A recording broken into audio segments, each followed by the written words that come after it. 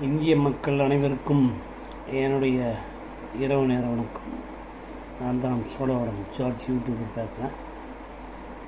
தம்பி விஜய், தற்போதைய தமிழக முதல்வர் மதிப்பிற்குரிய சி ஜோசப் விஜய் என்று அழைக்கப்படுறது தான் விஜய்ன்னு சொல்கிறேன் ஷார்ட்டாக.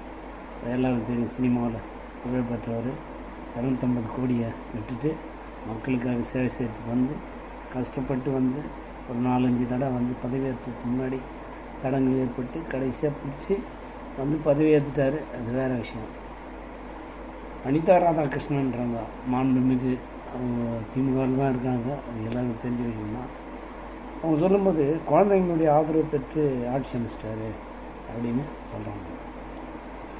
குழந்தைங்களுடைய ஆதரவு பெற்று ஆட்சி அமைச்சாங்கன்னு சொல்கிறாங்கல்ல. ஆமாம், நீங்கள்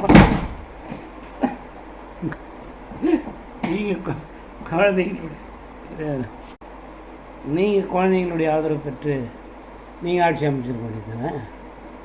சொல்கிறதுக்கு மட்டும் வரீங்க, நீங்கள் செய்யுங்க அதே போல். சரி, அவங்க தான் சொல்கிறாங்கன்னு பார்த்தா நம்மளுடைய முதல்வர், முன்னாள் முதல்வர் மாண்புமிகு இங்கே ஸ்டாலின் அவர்களும் அதே தான் சொல்கிறாரு. குழந்தைங்களை வச்சு பிடிச்சி ஆட்சி பிடிச்சிட்டாரு தம்பி விஜய் அப்படின்னு சொல்கிறாரு. நான் என்ன கேட்குறேன்னா, அதே குழந்தைங்களை வச்சு பிடிச்சிட்டாங்கன்னு சொல்கிறேன். நீங்கள் ஏன் பிடிச்சிருக்கக்கூடாது? நீங்கள் ஏன் விட்டுட்டீங்க? விட்டு இப்போ வந்து குழந்தைங்களை வச்சு பிடிச்சிட்டாங்க ஆட்சினா புலம்பிங்க இல்லையா? எதை வச்சு பிடிச்சாங்களோ ஆட்சி பிடிச்சது தானே. அது சிறுபான்மையாக இருக்கட்டும் பெரும்பான்மையாக இருக்கட்டும், அவங்க உழைப்புக்கு கிடைச்ச வெற்றி. நீங்கள் சும்மா இந்த கதையெல்லாம் கட்டெல்லாம் கட்டக்கூடாது. நீங்கள் பெரிய எவ்வளோ மதிப்புக்குரிய போஸ்ட்டில் இருக்கிறீங்க, முன்னாள் முதல்வர் இருக்கும் அவர் அனிதா ராதாகிருஷ்ணன். அதே போல் மினிஸ்டராக இருக்கும், முன்னாள் மந்திரி மினிஸ்டருங்க. இதுபோல் ஒரு முதலமைச்சர் போஸ்ட்டில் இருக்கிறவங்களும் சரி, அதே போல் ஒரு மினிஸ்டர் ரேங்கில் இருக்கிறவங்களாம் இந்த மாதிரி சில்லறத்தனமாக இருக்குது. நீங்கள் பேசுறது குழந்தைத்தனமாகவும் இருக்குது, சில்லறத்தனமாகவும் இருக்குது. அந்த மாதிரி பேசவே கூடாது. என்ன குழந்தைங்களை வச்சு வந்துட்டார், குழந்தைங்களை வச்சு என்ன வந்துட்டார்? நீங்கள் போய் கேஸ் போடுங்க சுப்ரீம் கோர்ட்டில். குழந்தைங்களை வச்சு ஏமாற்றி வந்துட்டாருன்னே போடுங்க, ஜெயிச்சிருங்க.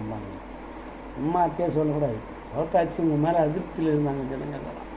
ஊழல் பெருகி போச்சு, லஞ்சம் லாவணி எல்லாமே.